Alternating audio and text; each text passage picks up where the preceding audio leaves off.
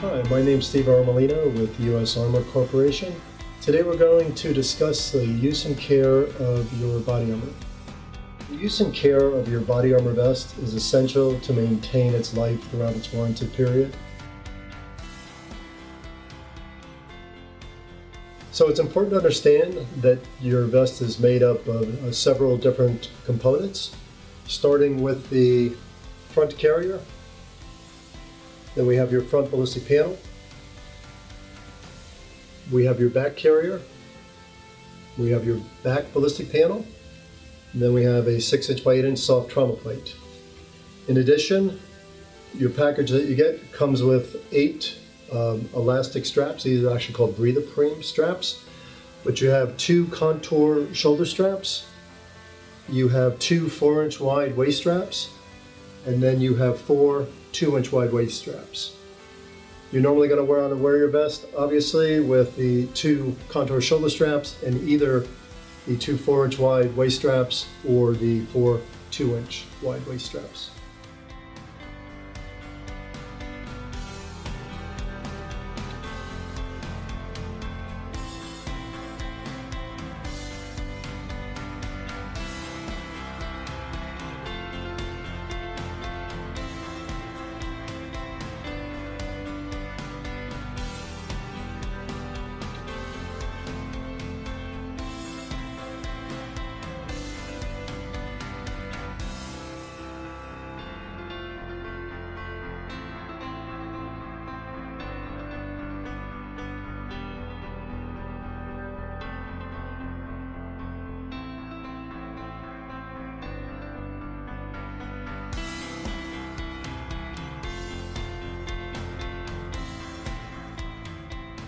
To assemble your vest, it's critical that the wearer ensures the ballistic panels are inserted into the carrier with the body side against the body.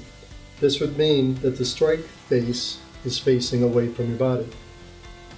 This is important because our ballistic panels are manufactured using a hybrid design, with each layer performing a very specific task in specific order.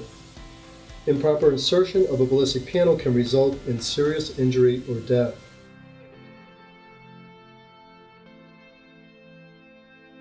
So what we've done here is we've got a piece of webbing which gives us an access point into your Velcro closure for your ballistic panels. So we're just going to go ahead and pull on this tab. Enables you to get your finger in here and open this rather easily. So from there we're going to go inside and we're going to pull down on the soft trauma plate pocket. We need to open up this pouch and we'll insert your soft trauma plate insert. It's critical when you do clean your carrier that this plate is removed before laundering as well. So you want to make sure this is in all the way, is laid flat, and then your plate is in place. Up in the upper shoulder areas, you're going to find 2 Velcro tabs that you're going to adhere to your front ballistic panel, and that would be the strike face to your front ballistic panel. So we're going to need to get these poked forward so you can access them.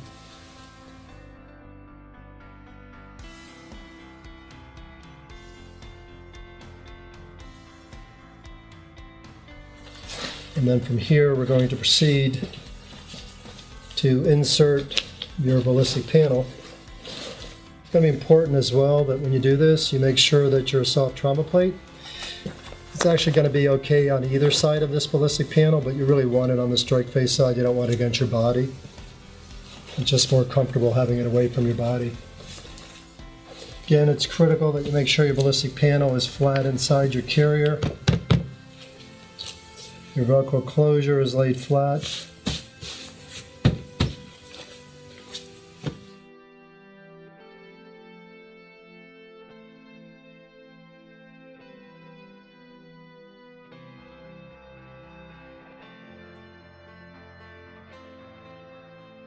So it's time to assemble your vest. Obviously you have your front carrier and ballistic panels inserted with a trauma plate.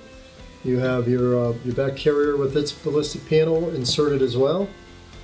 We're going to go ahead and take our shoulder straps. These are contoured so they fit around your neck. We're going to center them on the Velcro loop on the vest here. Your vest is designed with a lot of Velcro loop on the back and the front. The purpose for that is to give you lots of adjustability as you're coming over your shoulder. Okay, the better positioning you get, the more comfort you're going to get as your vest drapes on your shoulders. Okay, now we're going to address the waist straps and their positioning. And I guess what we're going to do, we're going to go ahead and grab the 4-inch wide strap first. We're going to go ahead and place this strap about 4 inches back from the edge of the back panel.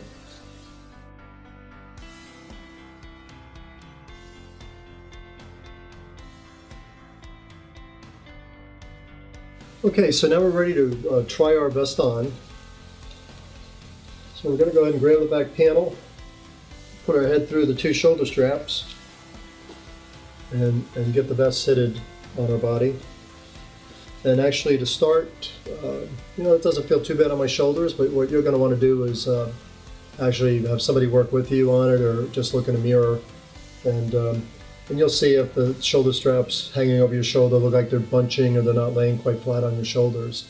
This actually feels pretty good on my shoulders at this point. The scoop of the front panel is pretty much about right in place. You got a clavicle bone that kind of meets here. Usually you want this just underneath your open uniform shirt button, but you want to make sure that your front panel is not way down here. You also want to make sure it's not way up there. So you're going to find a nice resting place on your body where your vest should sit. The vest you're going to be receiving is designed for overlap on the sides.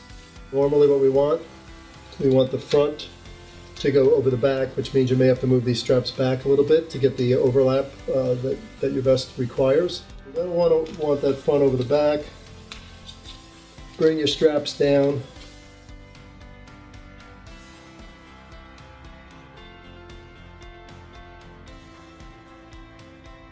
One of the nice things, a lot of people do like the 4-inch because it's just pulling that one strap on. My personal preference, and it really kind of depends upon a body size, but a lot of the guys, if you got a really big chest and you've got a smaller waist, this isn't going to give you the flexibility on that tension, okay, because you may want to bring that bottom in a little bit tighter and back off on your chest. Just using that 4-inch strap, you're going to have kind of a looser maybe bottom, and it's going to be a little bit tighter on your chest side. So you get a little bit more flexibility with the 2-inch straps. The vest is designed with the elastic type material on your shoulders, okay? So you want this vest basically to hang from your shoulders, okay? Get a little bit of stretch on your straps. You don't want it sloppy loose, but you don't want to wear it too tight. So just a little bit of stretch and have the vest hang from your body. What's important is being able to sit down and not have the vest come up and choke you. So when a vest is worn underneath a duty shirt and you're wearing a duty belt, what you want to have happen is to sit down comfortably, and you basically want the vest to stay in the same position it was when you were standing. You don't want to sit and then all of a sudden have this vest come up and choke you. That means your ballistic panel is too long. So if that were to happen, you need to go ahead and request a shorter vest panel.